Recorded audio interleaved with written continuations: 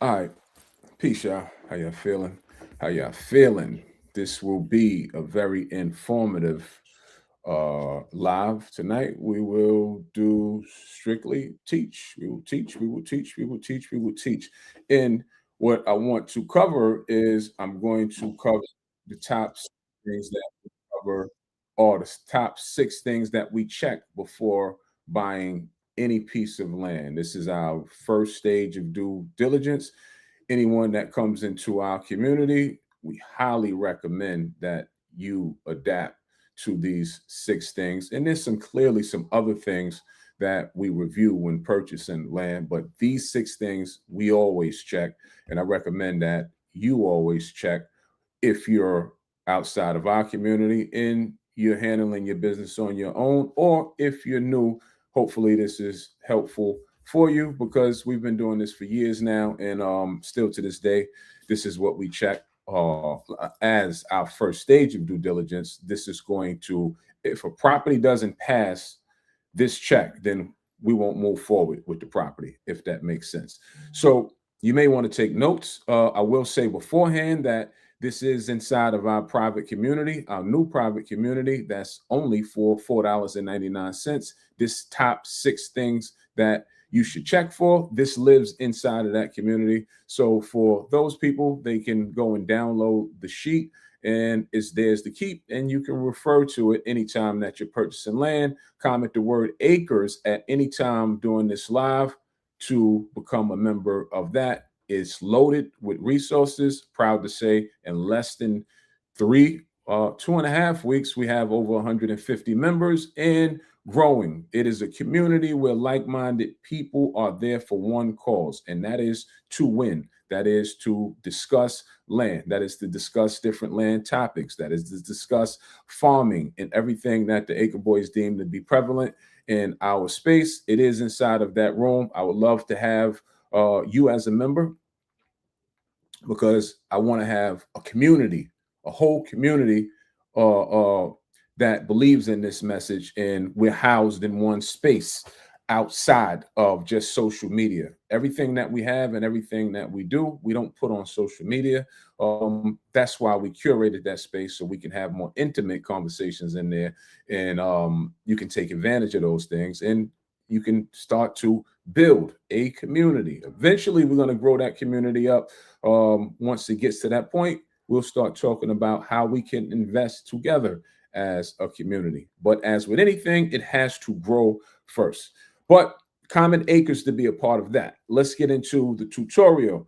The tutorial is, we use acronyms called FACTS. Some of you may have heard me on a live, and I'm reiterating this live and giving the tutorial on the facts that we use, because it is the top of the year and you need to hear things over and over and over again, until you have it like the back of your hand, till you don't have to refer to look at a sheet and know what you're doing. So facts, let's break those down. The F, in fact, I'll even give a live illustration while we're doing this, so you can see, like, if you were doing land investing, these are some of the things that you would be looking at.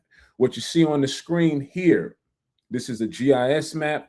This is an overview of a county, and this is a plat map. This is what this is called. It's called a plat map.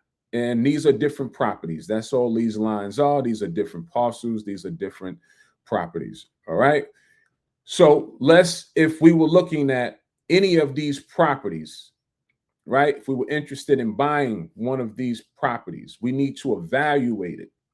And you need to know how to move faster, especially as a land investor. You want to know how to move fast. So, first thing that you would evaluate, and these systems that we use, uh, they allow us to pull up certain things. So, the first thing in the facts would be something called floodplain, right? We want to know, is the property that we're buying in, does it sit inside of a floodplain?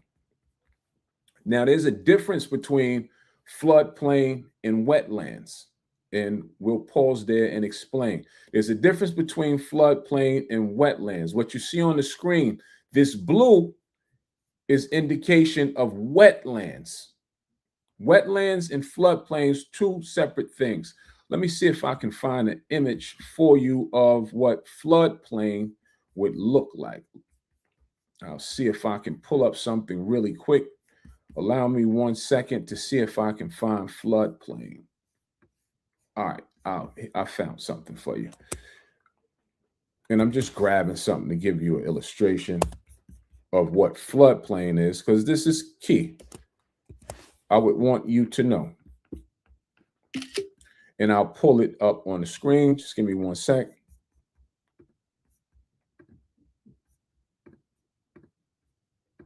So the image that's on the screen, that's wetlands. Image that I'm pulling up to the screen, this is going to be floodplain. You see that? The aqua green, that would be considered floodplain. The blue is considered wetlands. And I just grabbed the image really quick. So, you know, we're not going to dive too deep into it. So let's just say if a property was in this aqua green, that doesn't necessarily mean that it's a bad property. That's not what it necessarily means. It just means that the property or the land, it sits in a floodplain. And if anybody wanted to build inside of a floodplain, they would need to have, especially inside of the city limits, they would need to have flood insurance. That is all that that means. Now, there are different types of floodplains. There are certain floodplains that you can't build in. So you need to check with the county of what kind of floodplain that it is that the property sits in. The easiest thing to do, which is we have an eye for it, is just look around the area. And if any other property is sitting in the floodplain, it may be okay. That's why we call this phase 1 due diligence. It may be okay to build inside of that floodplain. But if every other property and every other property owner has avoided building in that floodplain, it's for a reason. Then we know to eliminate that property off the back, if that makes sense. Now, let's pull back up wetlands. Wetlands, totally different story. Now, you see these small boxes in here. These are indication of properties. If the entire property is covered in wetlands, I shouldn't have to tell you if that's a good property or not. Absolutely not. Not a good property. We hurry up and we move to the next property, or we hurry up and disqualify that property if the whole property is sitting in wetlands. Now, some people, especially new people, when they hear wetlands, they think that it's no good. It got wetlands on it. Wetlands is okay depending on the size of a property. I'll give you an illustration. I'll tell you when it's okay. So let's say you have a 10-acre property and 5 of the acres is wet. Half of the property is wet. The other 5 is not wet. Is that 10-acre a bad piece of property? Absolutely not. It depends where the wetlands sit, and it depends on the use of the property. If you wanted to put a structure on the property, you would have to identify, if it's inside of the city limits, what's the setbacks and where they allow you to put the structure at. And if the setbacks and where they allow you to put the structure at is not in the wetlands, then that's good. It's a usable piece of property. If the wetlands were in the back, then you just have a 10-acre that has wetlands on it. Wetlands is not all bad. It just means that you can't build in the area that's wet. It doesn't mean that it's wet all year round, because if the sun is shining, it's going to dry it out. Make sense? You can still, use wetlands for recreational uses, park cars, put a shed on it, things like that. You won't be able to build in wetlands, especially inside of the city limits, right? Outside of the city limits where there's no restrictions, you build whatever you like. You build it wherever you like. It wouldn't be wise to build on top of wetlands, though. So we would disqualify that property. Or if we were land investing, or if we were flipping land, what we would do, if there was 10 acres and 5 of them were wet and the other 5 were dry, we would use this language down to a T. we would say we'll make you an offer on the 5 usable acres. The other 5 acres we'll discount and disqualify those, but we still will be buying a 10 acre for the price of 5 acres. That would be my offer price on the 5 usable acres. Hope that makes sense. So that's the F. That's the first F in the facts that we use. The next is the letter A, facts. The letter A, we need to know if the property has access. Very, very important. And these days, I don't want to take for granted that this is like on autopilot for me, because I assume that people know this, but then I have to bring it back down to speed. I want to assume that everyone is a novice. If you are past this, great. That is great. But if you're not, this is very key. If you're new, I'm speaking to brand new. If you're new to this industry, or if you're doing this on your own, or if you end up at an auction and you're attempting to participate in that auction. I've seen this happen. I've seen people come to our community and say, hey, I was doing this on my own and this is what I bought. And it doesn't have what we're about to talk about. It doesn't have access. What's access? Road frontage is what you're looking for, especially as a new person. Don't buy it if it doesn't have road frontage. Road frontage explanation. As you see, any of these lines that have a name on it or a route on it, and the property sits right to the side of it or in front of it, that's road frontage, meaning that you can come down a dirt road, a paved road, a gravel road, and go straight into your property. That is what road frontage is. Don't buy it. Never buy it from an auction without road frontage, because if it doesn't have road frontage, it's deemed to be what we call landlocked, right? And we're not going to get into how we unlock landlocked property, not in this section, but you don't want to fool with it, especially as a new person. Don't buy it. So I've seen people come to me and they bought landlocked property, and that drops down your buyer pool dramatically if the property is locked. All right. So you want to make sure that you are targeting properties that have road frontage. Okay. Next, let me stay on access. Let me stay on the access. There's 2 types of access points, and we'll get off it because I don't want to go too deep and lose you. So you have what we call physical access, and you have what we call legal access. And that's what I was talking about with landlocked properties, because a landlocked property may have physical access. All right. But a legal access is different from physical access. You want to have both legal access and physical access. All right. How do we know if it's legal access?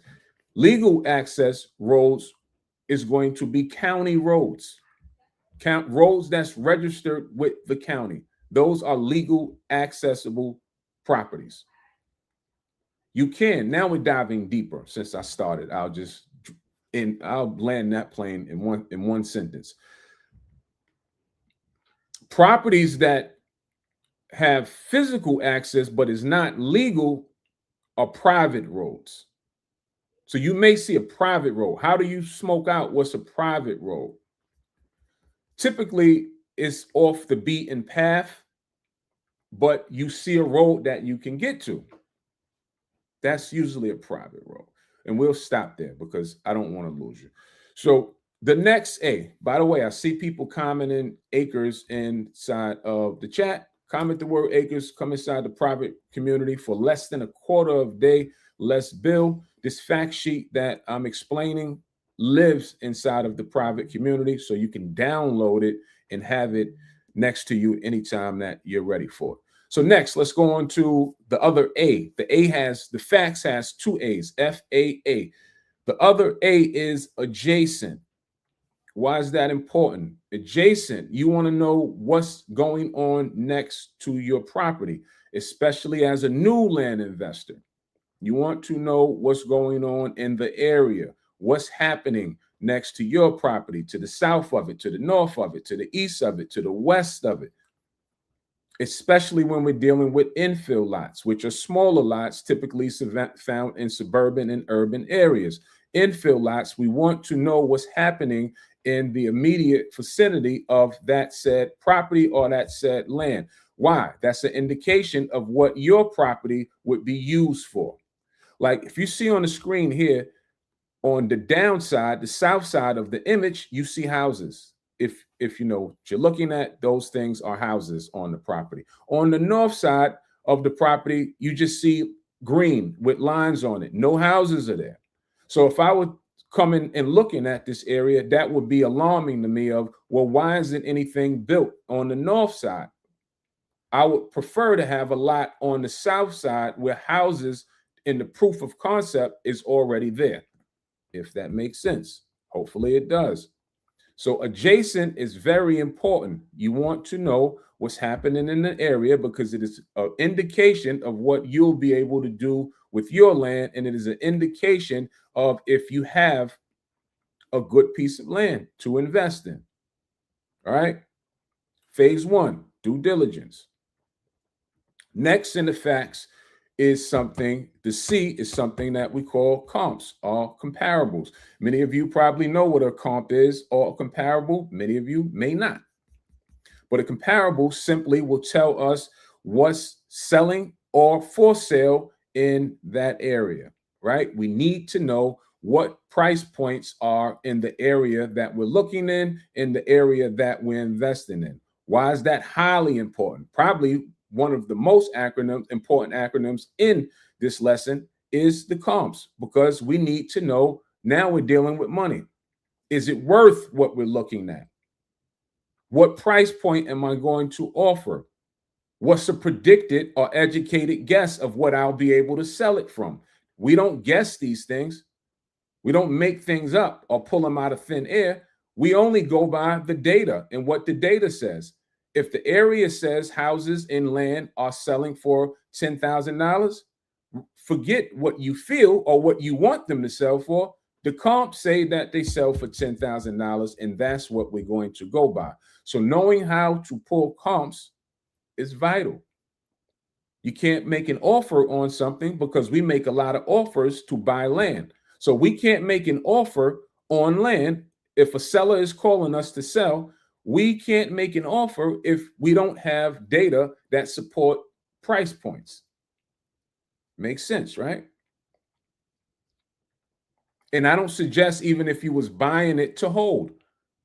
You may be buying or paying too much. It may be over asking price on the property that you're looking at. So learn how to pull comps. All right. Highly important, especially in phase one, due diligence. Don't put it on your realtor either. One thing about our community is, and I love realtors, especially land brokers, but we don't lean on realtors. We are the realtors. We have that knowledge, and we don't need a license to do it. So it's no knock on realtors. I highly support you, and I love what you do. We need realtors. Realtors help us do our job. But this land business that we teach you how to be fully self-sufficient. We work with our realtors. All right. Now, I don't want to act like I'm a realtor or a resident of all of these areas I invest in, and I'm the expert in all of these areas, because there's no physically way I could be. There's 3,200 counties. So I'm not an expert in every area. So the realtors are. That's why I said we work with realtors. But this is an overall this is the general knowledge that you should have that should pertain to any piece of land throughout the country that you're dealing with. Next, we got the F, the A, the C, then the T. T stands for topography. What's on the land? You want to know what's on the land. From an overview, if you knew or know what you're looking at, you can see that these empty lots, they're covered in some type of timber. That could be trees, that could be just bushes. It could be whatever. It's some form of timber, as you can see. That the property is covered in. As you can see to the south of the image, it has a house on it. So we want to know, topo, what's on top of the land. Is it just timber? Is maybe a shed on it? We need to know those things because sometimes a small structure, a shed, mobile home, old mobile home, all of those things are going to come in effect when we're putting out offers and doing assessments, right?